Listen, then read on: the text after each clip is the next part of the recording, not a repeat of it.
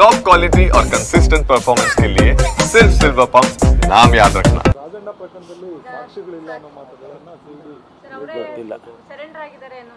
ಗೊತ್ತಿಲ್ಲ ನನಗೆ. ಅವರು ತನಿಖೆ ವರದಿ ಬರೋವರೆಗೂ ನಾವೇನು ಹೇಳೋಕ್ಕಾಗಲ್ಲ. ಎರಡೂ ಕೇಸ್ನಲ್ಲಿ ರಾಜೇಂದ್ರ ಅವ್ರ ಕೇಸಲ್ಲೂ ಅಷ್ಟೇ, ರಾಜಣ್ಣ ಅವ್ರ ಕೇಸ್ನಲ್ಲೂ ಅಷ್ಟೇ ತನಿಖೆ ನಡೀತಾ ಇದೆ. ತನಿಖೆ ಮಧ್ಯದಲ್ಲಿ ನಾನು ಯಾವುದು ಪ್ರತಿಕ್ರಿಯೆ ಮಾಡೋದು ಸರಿ ಕಾಣಿಸಲ್ಲ. ಜೊತೆಗೆ ನಮಗೆ ಮಾಹಿತಿಗಳು ಕೂಡ ಇಲ್ಲ.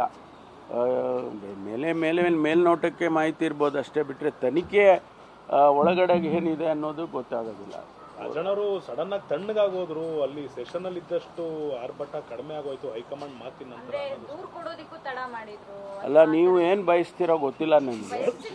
ಯಾಕೆ ಅಲ್ಲಲ್ಲ, ಅವರು ಸದನದಲ್ಲಿ ಹಿಂಗಿದ್ರು ಅಂದ್ರೆ ಹಂಗೆ ಇರಬೇಕು ಬೀದಿಯಲ್ಲೂ ಅಂತ ಅಂದ್ರೆ ಅದು ಸಾಧ್ಯ ಇಲ್ಲ. ಅದು ಸಾಮಾನ್ಯವಾಗಿ ಹೊರಗಡೆ ಆ ರೀತಿ ಇರ್ತಾರೆ ಸರ್, ಸದನದಲ್ಲಿ ಕಾಮಾಗಿರ್ತಾರೆ. ಆದ್ರೆ ಈ ಸಲ ಉಲ್ಟಾ ಆಗಿದೆ.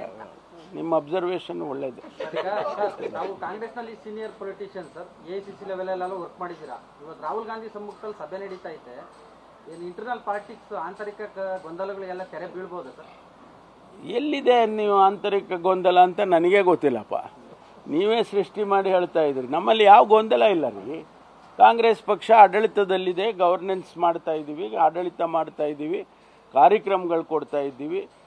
ಏನೋ ಸಣ್ಣ ಪುಟ್ಟ ಡಿಫರೆನ್ಸ್ ಆಫ್ ಒಪಿನಿಯನ್ಸು ಡಿಫರೆನ್ಸ್ ಅಲ್ಲ, ಡಿಫರೆನ್ಸ್ ಆಫ್ ಒಪಿನಿಯನ್ಸು ಇರ್ತದೆ, ಸಹಜವಾಗಿರುತ್ತೆ. ಅದಕ್ಕೇನು ಗೊಂದಲ ಅಂದ್ರೆ ಅಂದ್ಬಿಟ್ರೆ ಏನು ಹೇಳೋದು ನಾವು? ಇಲ್ಲಮ್ಮ, ಅದಕ್ಕೆ ಸಂಬಂಧವೇ ಇಲ್ಲ.